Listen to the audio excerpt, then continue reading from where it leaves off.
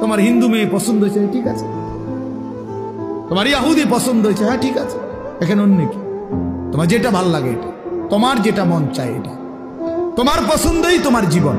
খোদার কসম, কোরআন শরীফের আয়াত আছে বাপ, সূরা আরাফের মধ্যে আল্লাহ তাআলা বলছে, এই মনের ইচ্ছা মতো যে চলে, ওয়াত্তাবা হাওয়াহু, যে তার নফসের মনের চাহিদার অনুসরণ করে, আল্লাহর বিধান, রাসূলের বিধান, কোরআনের বিধান, ইসলামের বিধান, ধর্মের বিধান কিছুই যে মানে না, কোনো ধার ধারে না, পরোয়া করে না, পাত্তা দেয় না, আল্লাহর কসম, আল্লাহ কোরআনে বলছেন ফামাসালুহু কামাসালিল কালব, ওই ব্যক্তির উদাহরণ, ওই ব্যক্তির জিন্দেগি কুকুরের মতো, কুত্তার মতো, কুত্তার মতো, কুত্তার মতো, কুত্তার মতো। ওই জিন্দেগি কুত্তার জিন্দেগি, ওই জিন্দেগি কুত্তার জিন্দেগি।